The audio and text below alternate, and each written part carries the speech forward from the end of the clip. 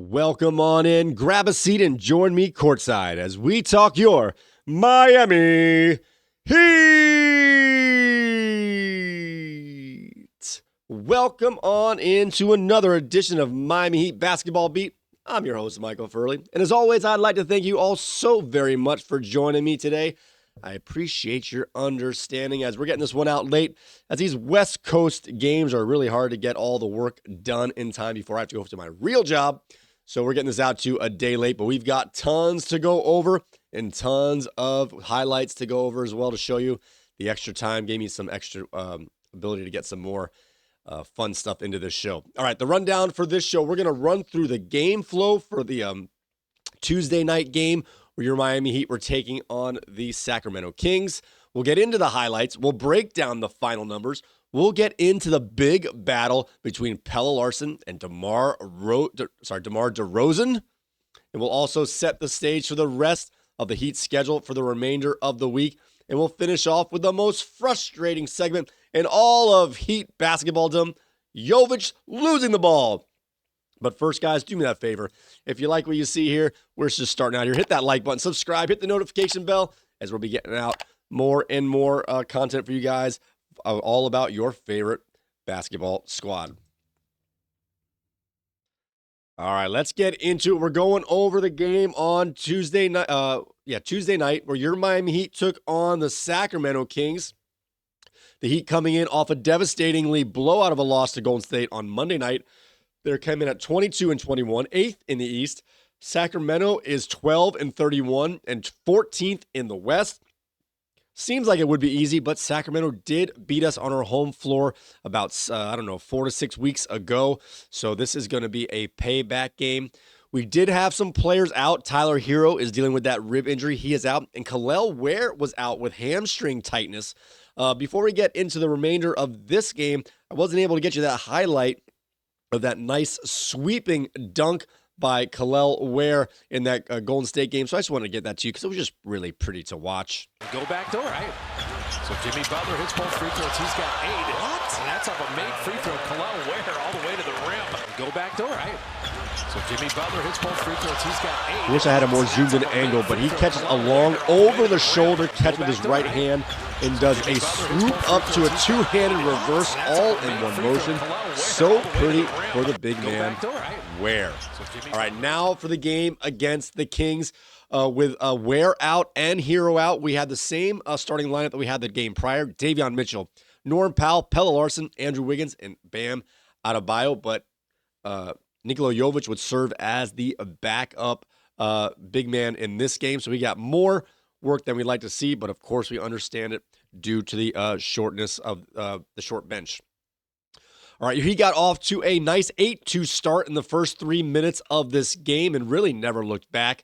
Bam got off to a slow start after that awful game against Golden State. I think he missed his first 3 shots, and we were like, uh-oh, how's this one gonna go? But Pelle Larson made a couple of drives, including a long hit-ahead pass. He's getting pretty good at these, I don't want to say cherry-picking, but cherry-picking or, breakaway passes off makes. He had a long hit ahead from Davion Mitchell to get to a 14-6 lead halfway through the first period. Larson and Bam were your first players out. Jaquez and Jovic were your first players in. Again, I don't love Jovic getting in this much time, but I understand it as he was the only big on the bench. And of course, Jovic came in, did what he did. We're not going to go over his mistakes here, as we're going to save that for our Jovic losing the ball here later. Let's see. But at the end of one, your Heat were up 32-25. Norm Powell was your leading scorer through the first frame. Did he play? He played all but 1.5 minutes of the first quarter. So now we're going back to that. He had 10 points on 3 of 5 shooting, 3 of 4 from downtown. Jaquez came in off the bench, getting 8 points. So those are your biggest scorers right there. And Adebayo only had 2 points on 1 of 4 shooting. Yeah, he was 0 for 3 to start, made a shot somewhere in that later in the first period here. But nonetheless, it was pretty much Powell, Jaquez, and then everyone who got in at that point scored except for Yakachonis and Fontecchio, who only got in for a couple of minutes and didn't get a basket yet. So moving along to our second period, we had Myron Gardner start the second quarter in for Jovic. So he got ahead here. So it looks like no Drew Smith, as Yakachonis was the first guard off the bench. Garner was mixing with Fontecchio as that 2-3-3-4 backup here. So it was Garner, Jaquez, and Fontecchio as your 2-3-4 off the bench. Yakachonis was your backup point guard, and Jovic was your backup big. And with Bam starting off slow, like I said, this game was getting a little bit closer, but Bam then would go on a personal 5-0 run.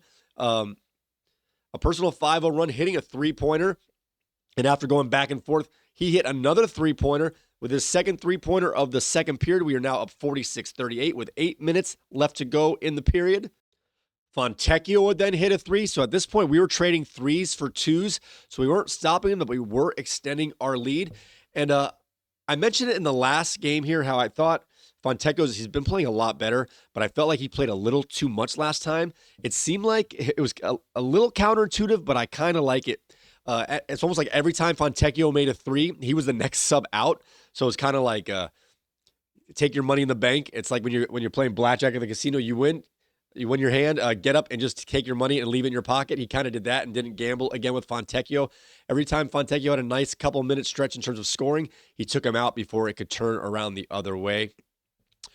In this game here, we had a technical foul on DeRozan. We're going to get into this a little bit later as we break down the DeRozan Pelle Larsson feud that seemed to be brewing through this game. But at 6:35 left in the second period, DeRozan was getting frustrated. Again, we'll break it down further, but he gave a nice hip check with an elbow throw to Pelle Larsson, put him on his butt, and then started talking trash to him after. I don't know what he was doing, but DeRozan was very frustrated. He got a technical foul there as well. Then Jovic came back in. Again, we're not going to talk about Jovic here because pretty much every time he touches the ball is going to be in our most frustrating segment. All right, Pelle Larsson is really getting in the heads of Sacramento as he is bottling up DeRozan after this little kerfuffle we had a little bit back here. And as DeRozan's really trying to take it to him and not being able to get around Pelle Larsson, they really ate up a lot of the shot clock. And after a couple swing, it ended up being a 24 shot clock violation at 5:27 in the second period. And most of that came because Pelle Larsson locked up DeRozan for a good 8 seconds or more in that possession. Coming out of that, though, at this point, it's pretty close. It was 52-46 in favor of Miami, but then Wiggins hits a three to get it to a 9-point lead. And then this is where we had a nice little run here. Then Powell hits a transition three, and then Wiggins hits another three, getting us up 61-48 with 4 minutes remaining in the second, our largest lead of the game at that point at 13 points. We end up finishing off the quarter here, outscoring them 45-39. There was no defense in that second period, but we took advantage of it. Again, trading threes for two mostly was the differential in that one. And at the break, your Miami Heat were up 77-64. Bam and Wiggins led the way in the second period. Wiggins scoring 11 points, Bam scoring 10 points. And at the break here, your leading scorer was Powell at 15 points, Wiggins at 13, Adebayo at 12, Larsson at 8, and Jaquez at 9. So that was the main scores there. And Garner also had 5 points as he made a couple baskets and a free throw as well. So, the halftime break here, we were both shooting pretty much identical from the field, but we were shooting 15 of 24 from downtown while they were 5 of 12. So we made 10 more threes out of those field goals there. So it's an extra 10 points, and that's pretty much where our difference is as what we're up by 13 points here. So it pretty much came with the 3-point differential as in terms of shots taken and shots made, we are almost identical. All right, moving on to the third period here. We had Spo. He's been I think he's got his last 3 challenges right. So we got an early challenge, which gave us the ball back and took away a foul from Wiggins. And both teams started off very cold. The Heat didn't get any scoring in the first 3 minutes, and Sacramento would go on an 8-2 run, closing the deficit down to 7 as Miami was up 79-72 with just under 9 minutes remaining. Larsson would pick up his 4th foul at that same time. So then Jaquez had to come in a little earlier here. But this is when Bam went on fire, making 8 straight points for your Heat. And then coupled with let's see, he made 8 straight points, including 2 3-pointers back to back. And then Wiggins had a back down layup, and then Powell had a driving layup. So we had a nice run there, and they said they got it down to a 7-point differential, but we really exploded there for a 13-4 run, expand your lead back to 16. Our largest lead of the game at that point was 6:14 left in the third period. And then Spo went a little dicey here. He took out both Bam and Powell at the same time. He can't do this. He can't do this at 4:15.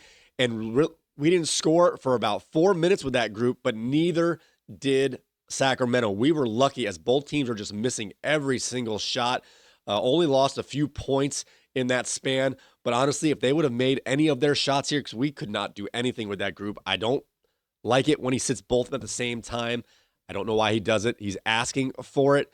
Last time we did it against the Celtics, we were up by 14. This time we were up by 16.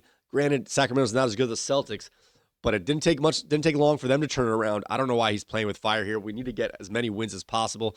Nonetheless, we did survive it. So, but we were outscored in that third period, 25-23. And going into the fourth, we were up 100-89. At this point, your leading scores in the third period were once again Wiggins and Adebayo. Oh, that's not right. It was Adebayo with 10 points. Wiggins had, let's see, what did Wiggins have? Wiggins had 2 points, and Larson had 8 points in that period here. So, so Adebayo had a slow start here, had 2 big runs in the second and third period to pour it on here. He is now our leading scorer through 3 quarters at 22 points, and Powell at 20. All right, going into the fourth quarter here, once we bring back Larson in with 10 and a half minutes, as he sat out almost 11 minutes straight due to picking up his 4th foul, we really went back on our run here as we had a put-back shot from Larson off an offensive rebound, followed by a Fontecchio 3 to extend the lead right back to 16 points when we were up by 11. And then we had a put-back dunk on an offensive rebound by Larson, followed by another 3 by Fontecchio. So we had back-to-back 2 different moments in time in the first half of this fourth period with 5-0 runs in the same sequence with an offensive rebound put back by Larson, followed by a Fontecchio 3 the next time down. And that extended the lead 113-96 with 7 minutes to go. The largest lead of the game for Heat at 17. And from there, we just held on.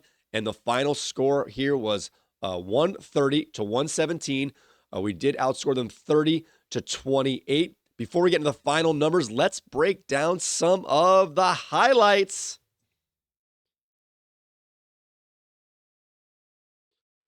All right, getting into our highlights now.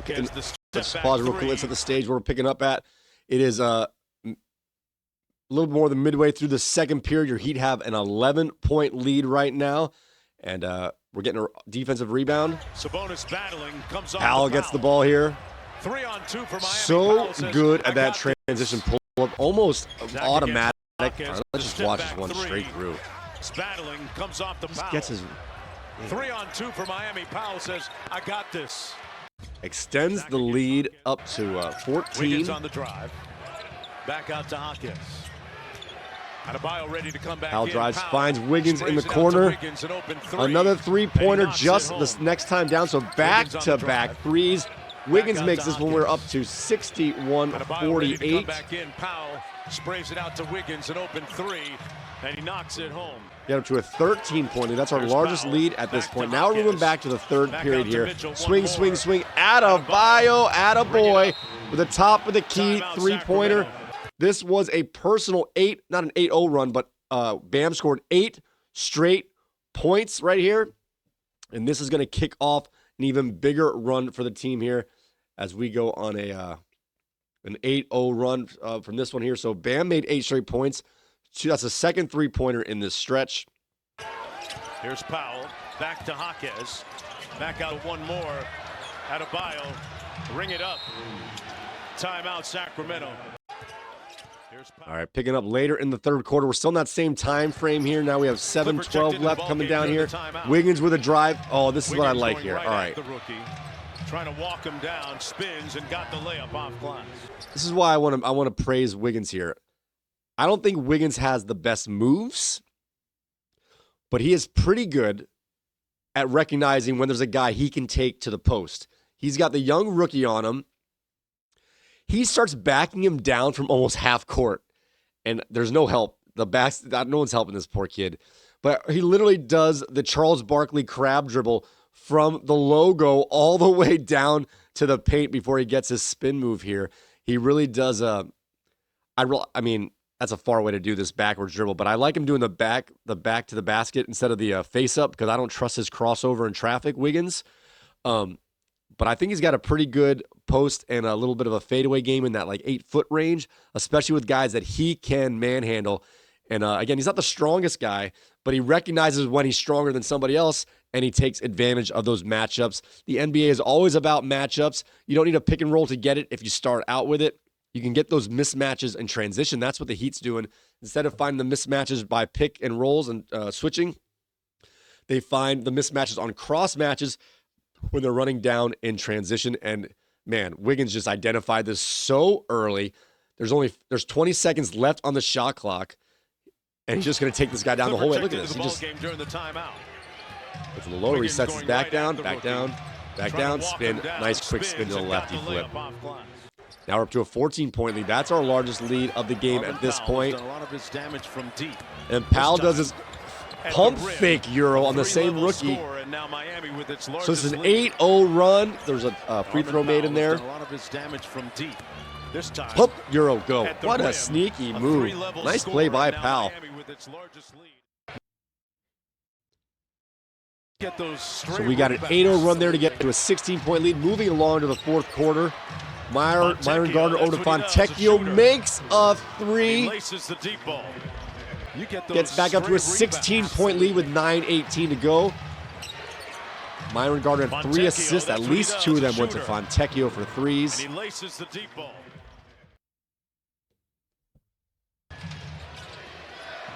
Yeah, we're staying in that 15 to 12 range. Drive by Fontecchio, misses, but a jam by Larson. Look how pathetic. We had a similar replay. I'm going to pause it real quick. We had a similar replay against us when I forget which player it was for the OKC Thunder. Not the one they won, but the game prior, where we had Jovic and Davion Mitchell just standing there, and they had a rebounder come from the corner to get an offensive rebound and put back. This is very similar, except that there's 3 guys just standing there. All right, so you see Larson's coming from the corner, the offense's left corner there on the topish part of the screen here. He starts his curl when he sees Fontecchio drives. He doesn't trust that Fontecchio is going to get a good look here, and even if he puts it up, he might be there for a drop-off pass. So just look at Pelle Larsson cutting from the low wing, but also look at how bad the Kings do. That's Westbrook guarding him, not even looking at him, just staring all the way across the court at the ball that's 20 feet away while Larson's going to smoke him on the cut here. He just runs through 3 guys to get a dunk. How pathetic are the Kings there? Larson.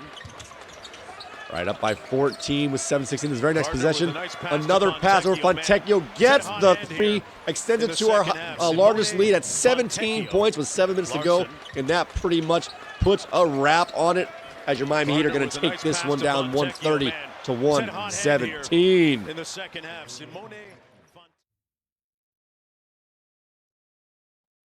All right, so your final score is 130 for your Miami Heat to 117 for the Sacramento Kings.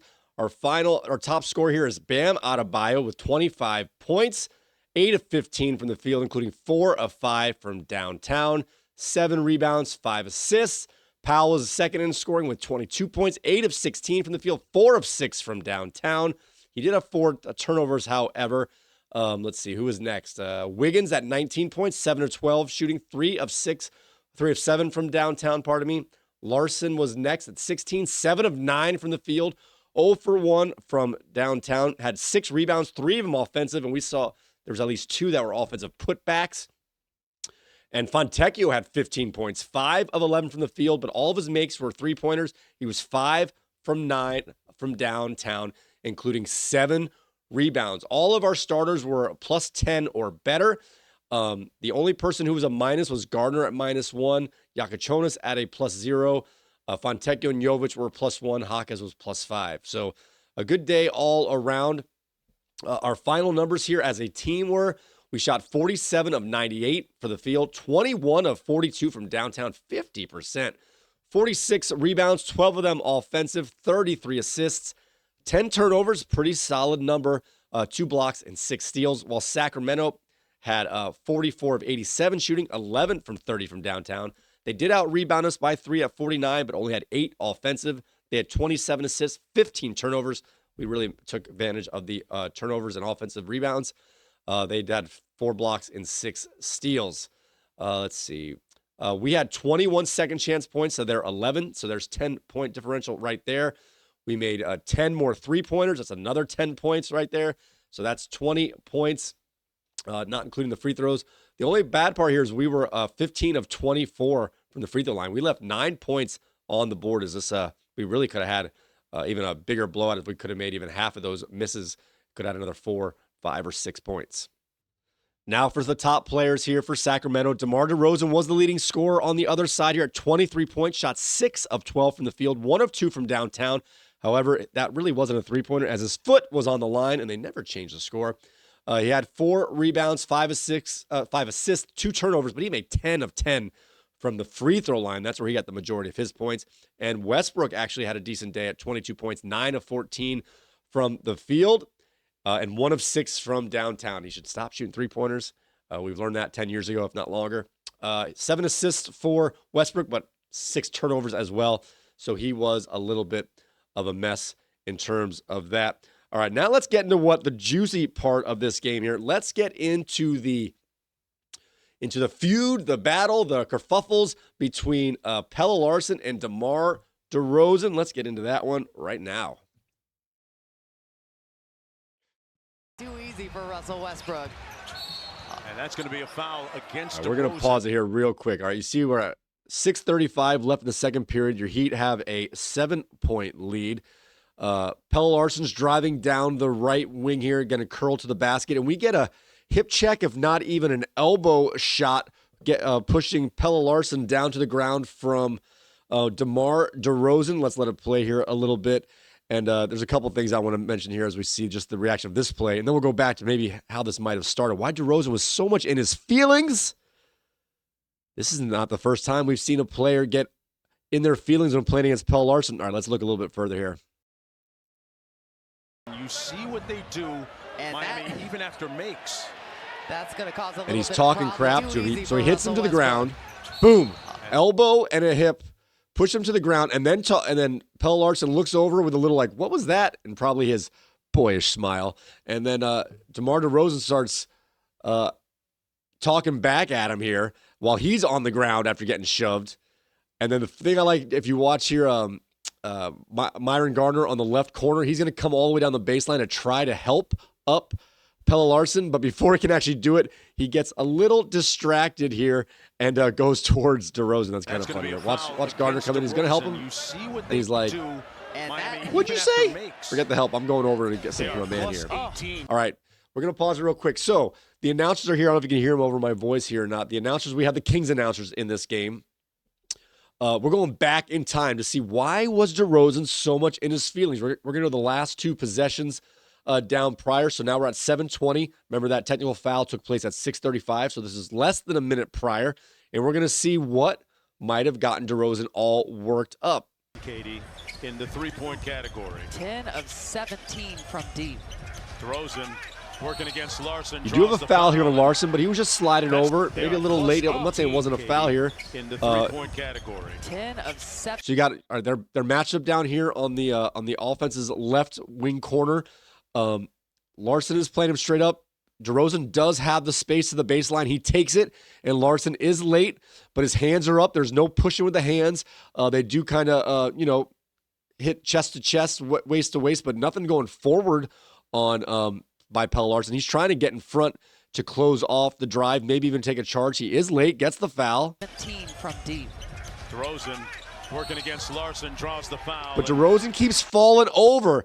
He can't handle the big, tough Swede here. Every time there's contact, if you notice here, Pelle Larsson's the one standing up, except for that last technical foul, of course, where he got shoved. But he's standing up, and DeRozan goes down to the ground. He's like, how dare you push me down to the ground? Like, he didn't push you, man.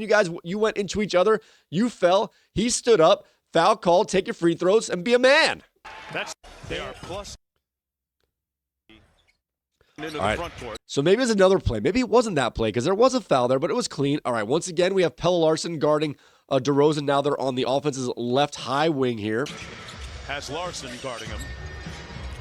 He's on him. DeRozan gonna walk him down. Straight up, makes him miss the That one layup. comes off too strong. And it's a Tipped out long to rebound, Westbrook and at Pelle midcourt just and into the front outcompetes. court. We're going to pause. All this was is Pelle outcompeting DeRozan. Does DeRozan think he's entitled to get clean shots and to get clean rebounds? He's playing good defense, goes straight up, a contested shot. DeRozan misses it, a long rebound. Both of them go towards the long rebound that ricochets to the top of the key. And Pelle Larsson beats him to the ball and smacks it out. He is just getting dominated, not in terms of overall scoring and stuff, but when it comes to one-on-one competition, Pelle Larsson is in his grill and at the very least holding his own, if not even beating DeRozan on a one-on-one capacity here. And I think DeRozan just couldn't take it. There's been no extraneous physical play. There's been straight-up physical defense, but no shoving, no pushing. He's sliding his feet. They hit chest to chest, go straight up. Has Larsson guarding him. DeRozan gonna walk him down. Straight up, raise misses. up. That one comes off too strong. Larsson Tipped beats out him to to it. He's Westbrook at upset that he midcourt. can't get the ball. I guess if you're in Sacramento, you're going to be upset. What are you going to do? So now we're all caught up. So there's nothing really. I don't know why DeRozan was pushing on the technical foul at that 6:35 mark. All right, let's pick up later now. We're in the third period. A little under 9 minutes to go. Again, same type of play. DeRozan does get the step there. Larson's pretty much in front of him. I wouldn't say it's a charge, but if you watch this here, Larsson is beat here, but he's recovering. He's trying to get in front. His hands are back. His waist is back. Everything. He is late, and if you see, actually, DeRozan throws a chicken wing into him. I'm not expecting a foul call on DeRozan there, as it's tight. I want to go back on that just so you see that chicken wing a little bit. That might go a little further. So that's why again, it's a foul on Pelle. He didn't get there in time. But he made sure to throw elbow right into the sternum. So the thing is here, though, that is now Pelle Larsson's fourth foul, though. So he's going to sit for a long time. And then we're going to get further into the game where DeRozan, even after having 9 minutes with Pelle Larsson on the bench due to his foul trouble, is not going to forget all the times he lost in mano-a-mano competition to our pretty boy Swede, Pelle Larsson. All right, let's get into the rest of this here. All right, now we're in the fourth quarter, 4:44 left. Puts his head down, missed the shot. Rebounded by DeRozan, was pushed. DeRozan falls down again, and he thinks Pelle Larsson pushes him. Watch this. I wish when I watched this telecast, they had the angle from underneath. From up here, I could see someone arguing, saying that Pelle made contact to make him fall. But they went up for the rebound. They both hit shoulder to shoulder as they're going up for the rebound. DeRozan got it. And when they landed, DeRozan tried to dribble out of it and literally just tripped. There was no cheating trip on anyone's feet except his own. From the angle from underneath the baseline there, you can really see that there was separation. So all his momentum was from him coming down with the rebound and trying to dribble out, and he fell, and he thought Pelle Larsson pushed him. Once again, look who's standing, look who's fallen, and look who's mad about it. 4:45 to go. Powell puts his head down. All right, they're both going straight up down. Look, Pelle's going straight up. He's not going into him. They both land. It looks like he's over there, but I'm telling you, that camera underneath there is space between both those guys. They're almost like mirroring each other's direction here. I swear to you, there's space. You can see his DeRozan's feet. No one hits his feet. Shot. He just falls. He tries to dribble out and literally just falls. And he's like, how dare you not call that? And DeRozan still in his feels all day long here. This is when we get a little more exciting here. A run out. And he's collared by DeRozan. Yeah, you don't want to miss. And DeRozan's yelling at him, do something. Do something. It was a foul. Man, you're the one who hit him, and he walked up to you, and you look like you're barking because you're afraid and small, man. And Larson's that's bigger what than he is. I was Mark actually said. He surprised to said see it they're was a standing up there. foul. How He much, at least the same size, if listen, not bigger, Larson was than You're DeRozan. trying to foul someone so that they don't have a three-point opportunity. You're going to foul him hard. He went for the ball, got him across the arm. And these Kings announcers are like, he just went for the ball. He hit his arm, and then they show the other angle like, oh, no, he hit him in the head. And he did a full windup. DeRozan, you could see him coming. He put his arm down almost below his knee and did a full swing across to take out Larson. I mean, that was as premeditated as you can get in that short period of time. I mean, he balled up his fist. I'm not saying he hit him with his fist, but that wasn't a slap. He balled up his fist and came across right at his head. We'll get another angle here to show you. And once he's announced, like, oh, he did hit him in the head. And they're trying to talk their man up. Their man's soft and in his feelings here. And all Pelle Larsson is just out competing him, or at least competing with him. You could argue who won the battles here. But I'd say it's safe to say drawing a tech and a flagrant on their best score here means that Larson won this battle here. What are you going to do? Larson does. Look at that, man. Yeah. He got contact. And they with show the it head from earlier. that angle. There was And listen, wind up and impact. Yeah, and it doesn't have See, he's to got be he did open his hand by the intentional end. either, like for it to be upgraded. That intention has nothing to do with it. It is the wind-up that you're talking about. Yeah, this is I'm glad they didn't probably throw going it to be doing a double upgraded text to a here. flagrant penalty The play one. is under review to see if it meets the criteria for a flagrant foul. Back in the second quarter, there was This is the a foul replay. by That's a DeMar, lower angle of that and then he said something. technical foul in the second period. DeRozan and the Kings ended up getting a technical in the ensuing sequence. And then just a moment ago, you saw. I'm not trying to play like the race car type meet here, the but I think they didn't like that a criteria white for boy an was F1. And from our trying to vantage battle point, with we him. I think that kind of the opposite angle. You did not see the contact. He said, "Do something, do something." Is there a problem here? So yeah, Pelle Larsson just totally dominated this matchup. And not only that, I just want to keep in mind here, we mentioned DeRozan shot 6 of 12 and had 23 points. I went back and looked at the matchups where Larson was guarding DeRozan. DeRozan had 8 of his 23 points when he was playing against Pelle Larsson. That includes the 4 free throws he got on those 2 fouls that we mentioned. So he shot 2 of 6 against Pelle Larsson, shot 4 of 6 against the rest of the Heat defense. So Pelle Larsson really did contain DeRozan here, and I don't know, DeRozan did not like it. And this, I don't want to compare, I'm not comparing the team to the Big Three era, but it reminded me a little bit, because it wasn't just DeRozan, it was also Westbrook, and Monk was getting in there a little bit, not as much as the other guys, but it reminded me of when the Big Three would play against the Pacers with Danny Granger, for example, and even the Bulls with Joakim Noah, where the Heat were the tougher team in terms of poise and strength with LeBron James and stuff. And the other team's like, we're just as tough. We're going to push them, and we're going to shove them. And they would get the technical fouls, and we would just make the technical free throws and win the game by the end. Obviously, just swallowing the pride and not being stupid and getting double techs. We didn't get any double techs. That was great when there was those kerfuffles there. All the techs were on the other team. Doug Christie got a tech. DeRozan got a tech and a flagrant, and the Miami Heat did not get one tech or flagrant mixed in there. So big time poise for your Miami Heat, as again, they won that one 130 to 117. Your Miami Heat improved to 23-21. Sacramento falls to 12-32. We are now 1-1 on this 5-game West Coast road trip. With 3 games left to go, we're playing Portland on Thursday, Utah on Saturday, and heading to Phoenix on Sunday.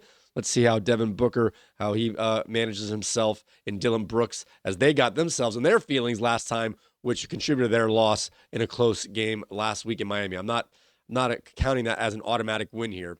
I think Phoenix is good, and they're going to be better at home here. But nonetheless, let's see how they handle their composure there. All right, so in my opinion, I consider our team a 500 team, and I just want to win these small battles. I want to get as close to 500 on these road trips, and I want to be over 500 on our home stands. Right now, we are 1-1. If we can win at least one of these last 3 games, it will not be a disaster.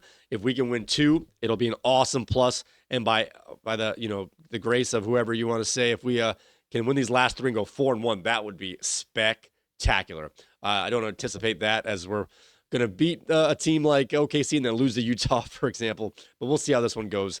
If we can win at least one more, I'll be good with that. I just want to stay above that 500 line until we get a bigger home stretch against the teams like the Wizards and stuff like that. All right, now it's time to get to the most frustrating segment in all of Heat basketball. It's time for a rendition of Jovic losing the ball. Miami Heat basketball beat. Jovic losing the ball. Jovic throws it into the third or fourth row. Jovic dribbled it off his foot out of bounds. Nico coming downhill. Ball dislodged. And Jovic just turned it over to Denver. Jovic throws it away. Jovic losing the ball.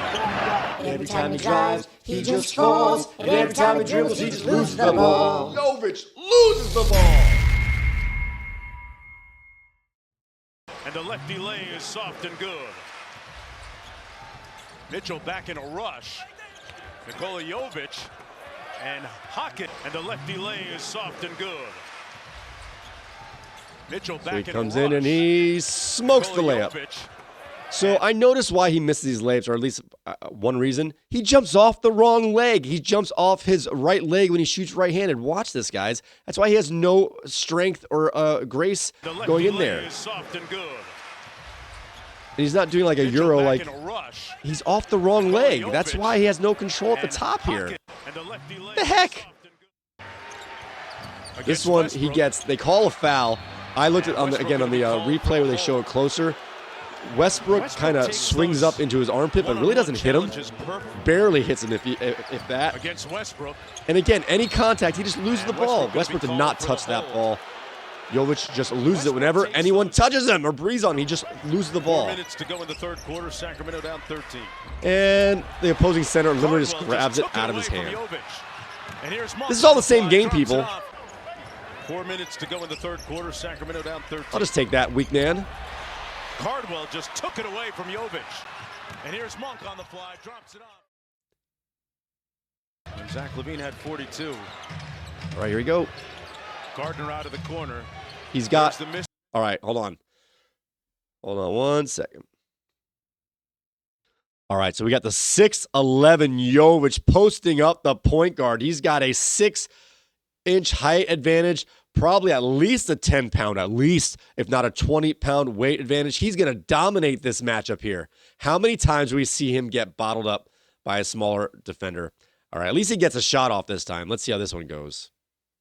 Match Jovic against Schroeder. Mr. Stand on Business. 2-foot Schroeder shot. Misses. got the miss out of it. Freaking joke. And Zach LaVine had 42. Gardner out of the corner. There's the mismatch. Jovic against Schroeder. Mr. Stand on Business. Schroeder got the miss out of it. All right, this one is quick, so I want you to pay attention here a little bit. All right, it's hard to see it because it's fast. He's down low on Sabonis. Sabonis gives him the okie doke, puts the ball under his armpit, and Jovic turns around and said, "Where's the ball?" As Sabonis goes up for a shot. He does miss the shot and then gets the offensive rebound and then puts it back. It's really quick, but watch Sabonis put the ball under Jovic's armpit, and Jovic just turn around in a circle. Dean. Whoop. Sabonis in rush hour traffic got it back off the miss. Got the second Keep one. an eye to on this. fall. Very quick. You'll see Jovic's head turn Down when the ball gets 15. put. Yup. Sabonis He just in leaves rush him. hour traffic got it back off the miss. Got the second one to fall. Down 15. Wiggins rips through against DeRozan. And finally, we're going to finish up with Jovic Jovic drives airballing it. 2 consecutive Blocked layups. nicely by Cardwell. Short. A 3-foot shot from the And then block. it was Hawkins He's underneath 6'11". to clean He's up. 6'11" and airballed it rips short. through against The DeRozan. only good thing is, on 2 of these plays where he Jovic missed the drives ball, it. Hawkins got the Blocked offensive nicely by rebound for the Cardwell. putback. So we did score on these And then possessions, it was Hawkins which is underneath what kept his plus to minus clean up. decent here. I mean, Wiggins freaking rips through ridiculous. against DeRozan. All right, guys. So that looks like that's going to be it for this show. Thanks for joining me. A little bit longer, but we had a lot to go through. Let me know what your favorite segment is, guys. With that being said, do me the favor, guys. Hit that like button, subscribe, hit the notification bell, and all that good stuff. And with that being said, may you please make your free throws. May your coach's challenges be successful.